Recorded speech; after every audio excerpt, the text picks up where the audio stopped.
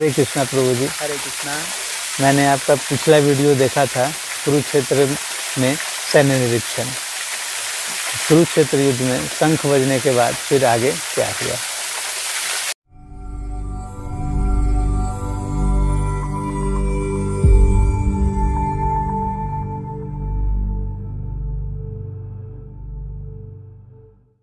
हरे कृष्णा। आपने सही कहा। पिछला वीडियो में मैंने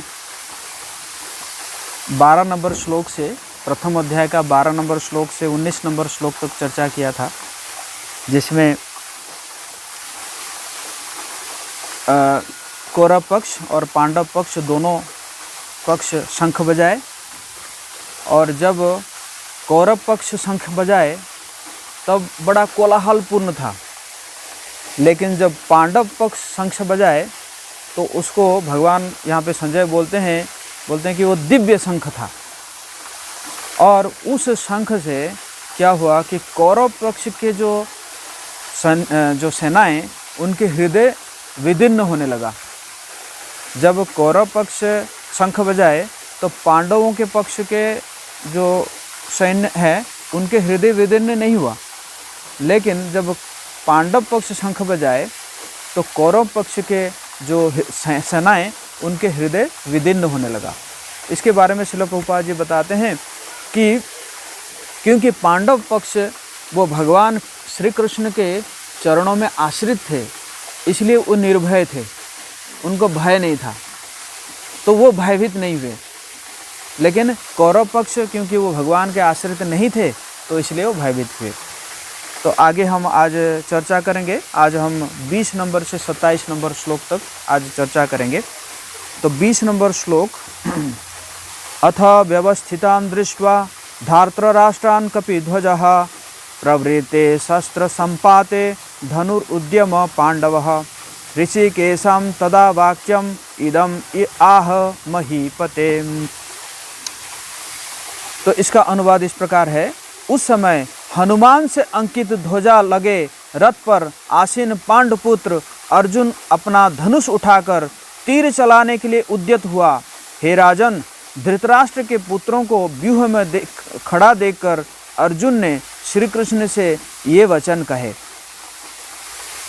तो यहाँ वर्णन है कि अर्जुन का जो रथ था, उस रथ में जो ध्वजा वो किससे अंकित था?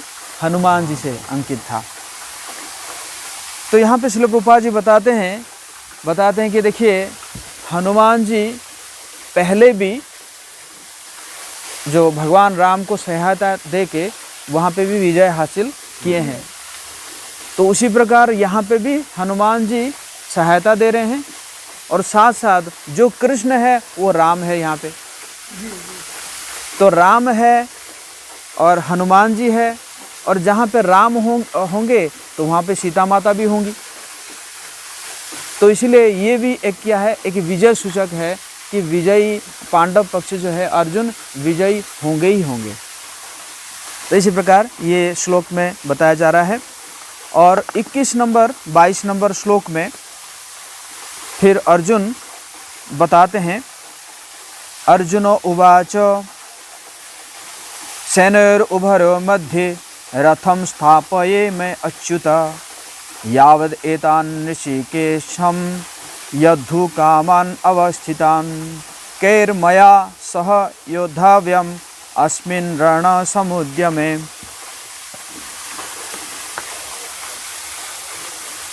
अर्जुन ने कहा, हे अच्युत, कृपा करके मेरा रथ दोनों सेनाओं के बीच ले चले, जिससे मैं यहाँ उपस्थित युद्ध की अभिलाषा रखने वालों को और शस्त्रों की इस महान परीक्षा में जिनसे मुझे संघर्ष करना है उन्हें देख सकूं।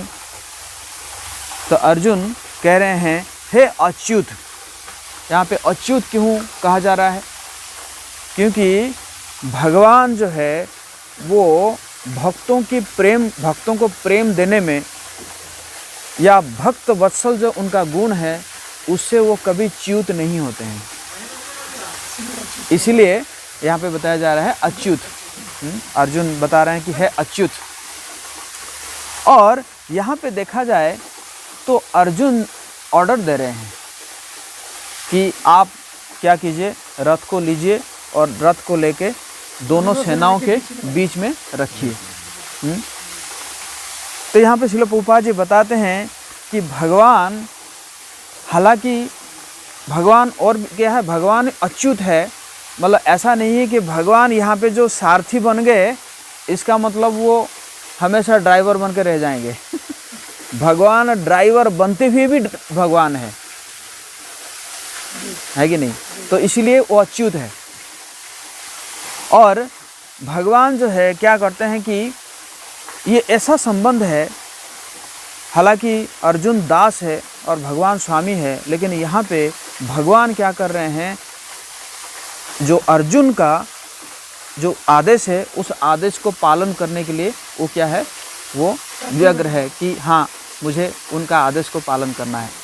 और भगवान जो है वो हमेशा व्यग्र रहते हैं कि कैसे अपने भक्तों को सेवा देना, और अपने भक्तों की कोई अगर आदेश है उसको पालन करने में भगवान जी को बड़ा प्रसन्न वो महसूस करते हैं, बड़ा उनको दिव्य आनंद मिलता है जब वो किसी भक्त की आदेशों को उनको मौका मिलता है किसी भक्त के आदेशों को पालन करने में, है ना।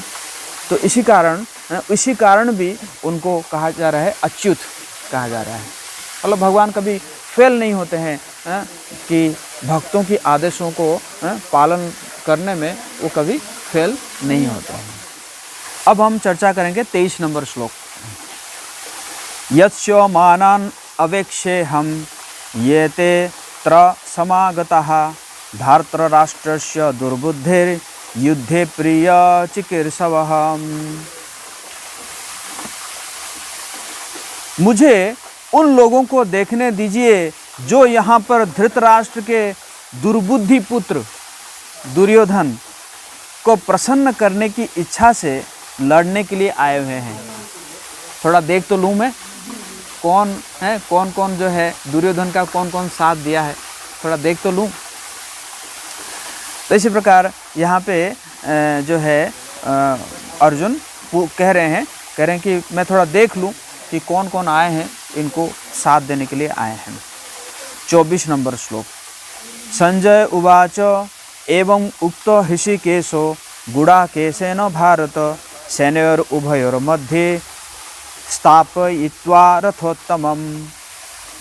संजय ने कहा, हे भरतवंशी, अर्जुन द्वारा इस प्रकार संबोधित किए जाने पर भगवान कृष्ण ने दोनों दलों के बीच में उस उत्तम रथ को लाकर खड़ा कर दिया।